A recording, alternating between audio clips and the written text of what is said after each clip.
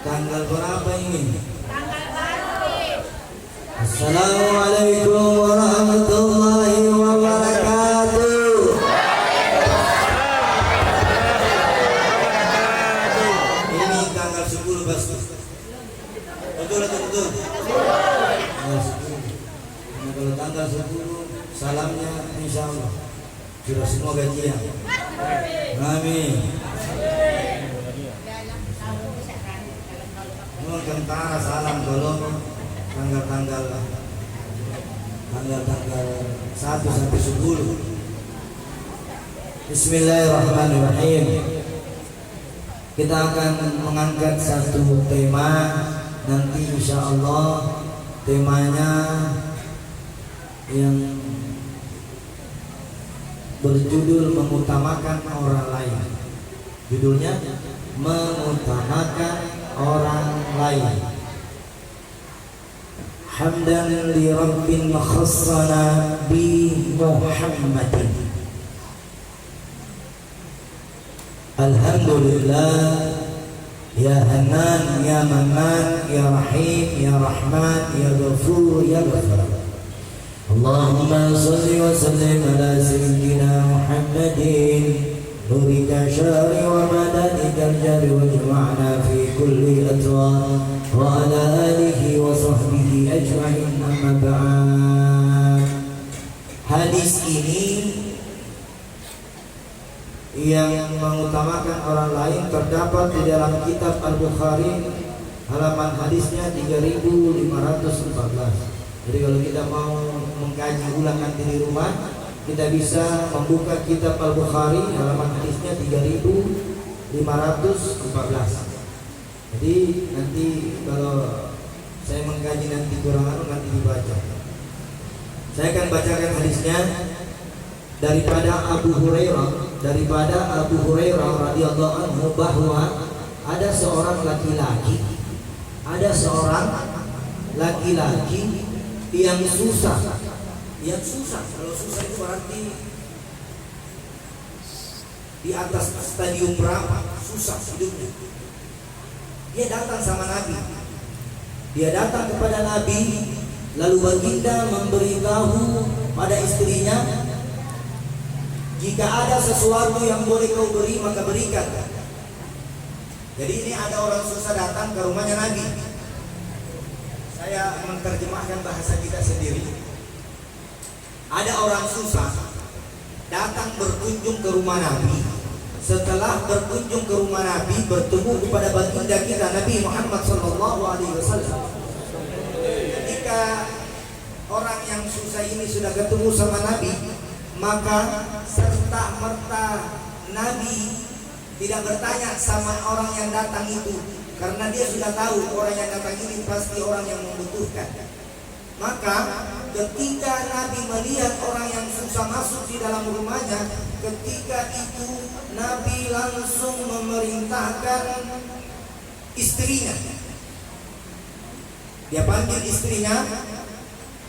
Jika istrinya berkata, kami tidak mempunyai apa-apa selain air, datang istrinya Nabi, wahai istriku, ambilkan apa yang ada di dalam rumahmu itu, kasih orang yang datang yang lagi susah. Nabi bilang istrinya Nabi, apa mau kukasihkan? Di dalam rumah tak saja tidak ada apa-apa kecuali air. Kata istri, kecuali air. Setelah itu kemudian Rasulullah SAW bersabda kepada orang yang ramai. Maksudnya berkata kepada orang yang seperti ini, ramai, banyak orang. Siapakah yang mau mengajak aku menjamu orang lain? Nabi mengumumkan kepada orang yang ramai, siapa yang mau bantu saya menjamu orang yang susah ini? Nabi mengajak kita semua untuk membantu orang apa? Orang yang susah. Maka seseorang lelaki Ansar berkata, aku ya Rasulullah. Ada pemuda Ansar langsung angkat tangan, aku ya Rasulullah. Lelaki Ansar itu pulang bersama lelaki tadi menemui istrinya. Jadi laki-laki Ansar ini membawa orang yang susah menemui istrinya. Lalu berkata, Muliakanlah tamu Rasulullah ini. Nah tanya istrinya, muliakan tamunya ini Rasulullah. Nah tanya istrinya, muliakan tamunya Rasulullah. Istrinya berkata, kita tidak memiliki apa-apa. Istrinya ini pemuda Ansar lagi berkata, kita tidak punya apa-apa kecuali sepotong roti untuk anakmu nanti yang mau makan. Untuk anakmu nanti yang mau. Ini pemuda Ansar tadi sudah angkat tangan mengakui bahwasanya saya yang membantu orang susah ini. Ketika orang Ansar ini tadi membawa orang yang susah masuk di dalam rumahnya, bertemu istrinya, dan ditanyalah istrinya, kasih kau dulu makanan di luar sana, ada orang membawa, utusannya Nabi Muhammad Sallallahu Alaihi Wasallam. Kasih kita. Istrinya lalu berkata, muliakan tamu. Rasulullah SAW, istrinya berkata, kita tidak memiliki apa-apa kecuali sepotong roti untuk anakmu. Untuk anakmu, katanya istri. Lelaki Ansar itu berkata, sediakanlah makanan itu, ambilkan itu makanan untuk anakku, kasih itu orang yang susah. Nabi lagi ini pemuda Ansar, ambil itu sepotong roti, lalu kau berikan kepada orang yang susah. Sediakan makanan itu dan tidurkanlah anak kita dan matikanlah lampu.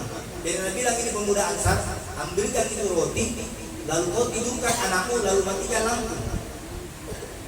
Ini pemuda Ansar bilang sama istrinya. Ini kita pakai bahasa kita. Nabi lah pemuda Ansar, ambilkan itu roti, kasih ke orang yang susah. Setelah itu kau tidurkan anaknya. Nah perintah istrinya, nah suruh tidur anaknya dan matikan lampu. Setelah itu kemudian dia berdiri seakan hendak memperbaiki lampunya. Jadi istrinya berdiri seolah-olah dia memperbaiki lampunya, padahal dia mematikan. Lalu dimatikannya kembali. Suami istri hanya menggerak dan mengunyah sesuatu. Jadi orang tadi yang susah ini tidak mau makan ini roti. Orang susah ini berkata, apakah anda sudah makan? Suami istri tadi ini, pemuda Ansar sama istrinya, nah kasih goyang-goyang mulutnya supaya seolah-olah dia makan. Supaya pemuda Ansar juga ini tadi makan roti. Karena adabnya orang dulu, walaupun dia susah, dia tidak akan menyusahkan orang lain. Makanya dia mengatakan, saya tidak mau makan roti yang kau berikan sebelum engkau makan. Kompak ini istri berdua, suami sama istri kompak dari keluar. Nah matikan lampu, anaknya nak kasih tidur, anaknya yang sedang lapar nak kasih tidur. Nah matikan lampu, dua orang ini keluar dari rumahnya membawa roti sambil mengunyah-ngunyah.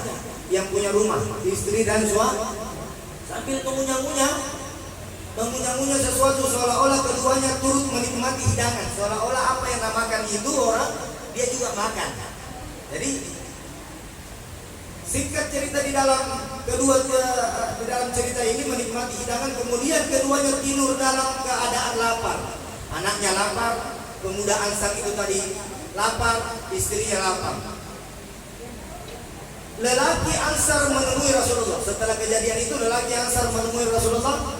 Maka baginda Nabi berkata, malam tadi Allah kagum karena perbuatan kalian berdua. Malam tadi Allah kagum kepada siapa ya Rasulullah? Kepada kalian berdua.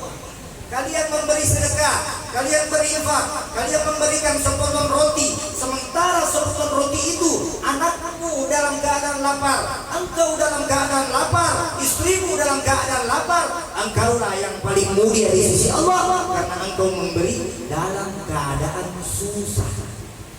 Jadi kalau kita mau lihat mulia-mulianya sedekah itu, dalam keadaan kita susah kita memberi. Itu dibilang kemuliaan bersedekah. Dalam keadaan pelit, dalam keadaan susah, dalam keadaan tidak punya apa-apa, ada orang di luar sana minta makanan, kalian keluarkan. Maka kata Nabi berkata, Rasulullah SAW berkata, malam tadi Allah kagum karena perbuatan kalian berdua. Lalu Allah menurunkan firman-Nya. Allah turunkan firman-Nya dalam surat Al-Asr ayat 9 yang artinya, dan mereka lebih mengutamakan orang lain muhajirin daripada diri mereka sendiri, sekalipun mereka memerlukan apa yang mereka berikan itu. Dan siapa dipelihara dari pemikiran dirinya, maka mereka itulah orang-orang yang beruntung. Hadis riwayat Al-Bukhari, halaman hadisnya 3514, berada di sisi kanan dari kitab Al-Bukhari Muslim. Jadi kalau kita mau tahu hikmah dari cerita ini, hikmahnya, faedahnya atau manfaatnya, cerita yang saya ambil ini dalam satu hadis dari Al-Imam Al-Bukhari, halaman hadisnya 3514. Catat kalau orang mendengar ilmu, walaupun pendek yang saya sampaikan ini, tapi sangat bermanfaat. Ada berapa yang perlu kita petik hikmah dari hadis ini? Yang pertama, Allah muliakan kepada orang yang susah, lantas orang yang susah itu memberi kepada kesusahan orang lain. Jadi dia susah, dia bantu juga orang. Apatah lagi yang tidak baik, ada orang mampu nih, banyak nih makanannya, lebih baik nak buang-buang makanannya daripada nak kasih orang. Banyak ini terjadi. Banyak orang makanannya berlebihan. Misalnya contoh, beli mie ini, beli mie itu, beli ini. Tidak mampu dia makan sendiri. Apa yang terjadi? Nah, buang besok. Padahal di luar sana masih banyak orang kelaparan. Hikmah yang kedua ini. Jadi siapa yang mau dimuliakan oleh Allah, siapa yang ingin diangkat derajatnya oleh Allah, siapa di antara kita yang ingin disebut-sebut namanya kepada Allah, maka keluarkanlah apa yang ada di dalam rumahmu untuk memberi kepada orang yang tidak mempunyai apa yang kau punya. Ini kan kadang-kadang kita terbalik. Kadang-kadang kita zaman sekarang ini pemuda Ansar ini sesusah-susahnya dia tidak pernah mengatakan susah ketika dia masih ada roti sepotong. Kita sudah tahu bikin makan, ada di beras, ada di ini, masih mengeluh juga. Masih saja mengeluh. Ada dikasih rezeki. Coba kita tengok-tengok kalau kita jalan-jalan di pesisir Kota Makassar, di pesisir Kota, di pinggir-pinggir Kota Makassar. Apa yang terjadi? Bahkan makanan-makanan sisa orang yang dibuang di tempat sampah dipungut dan dimakan oleh orang-orang yang tidak mampu. Apakah itu layak? Jawabannya tidak layak. Kenapa? Sebelum engkau, Rasulullah ketika ada makanan tersisa di rumahnya, dia tidak akan tidur. Rasulullah tidak akan tidur di dalam rumahnya dengan nyenyak. Istrinya tidak akan tidur di dalam rumahnya dengan nyenyak ketika masih ada makanan yang tersisa di dalam rumahnya. Makanannya Rasulullah dikeluarkan dan dibagi-bagi sama tetangganya yang tersisa.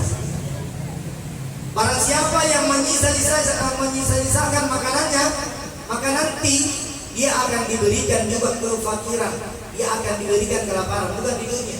Dia nanti dikasih dia sama orang miskin. Orang yang miskin tadinya di dunia kelaparan akan kenyang di alam akhirat nanti. Dan orang yang suka kubasir, buang-buang makanan, maka dia jadi orang miskin di akhirat nanti. Dan akan diperlihatkan dan dipertontonkan. Nauzubillah. Lebih bagus lapar di dunia daripada lapar di akhirat. Bahasa istilahnya. Jadi insya Allah ibu-ibu, bapak-bapak dan adik-adik yang dimuliakan oleh Allah, ayuhal hadirun, mungkin yang terakhir dari hikmah hadis ini, jangan pernah membuang-buang makanan yang masih layak dimakan, yang masih layak, dan jangan juga memberi makanan yang tidak layak kepada orang lain. Apa yang dimaksud tidak layak di sini? Artinya yang sudah tidak dimakan, basi ini baru kau kasih orang. Paham ini? Basi baru kita kasih orang. Itulah yang mungkin saya sampaikan. Mari mulai sekarang jangan diremehkan makanan apa yang kita hadapi, karena semua itu adalah hikmah dan hidayah dari Allah. Makanan apapun yang ada di depan kita, syukuri apa adanya, karena tidak mungkin apa yang kita makan di hari ini di luar sana juga makan apa yang kita sama makan. Tidak mungkin. Maka dari itu, semoga orang yang susah diangkat kesusahannya oleh Allah Subhanahu wa taala. yang sukses diberikan kesuksesan untuk membantu orang-orang susah di luar sana. Semoga infak-infak sedekah-sedekah yang kita berikan kepada orang yang tidak mampu, itulah yang menjadi amal ibadah kita di dunia sampai menuju ke alam akhirat kelak nanti. Itulah yang mungkin saya sampaikan, kurang dan lebih yang mohon dimaafkan. Wabillahi taufiq wal hidayah. Wassalamualaikum warahmatullahi wabarakatuh.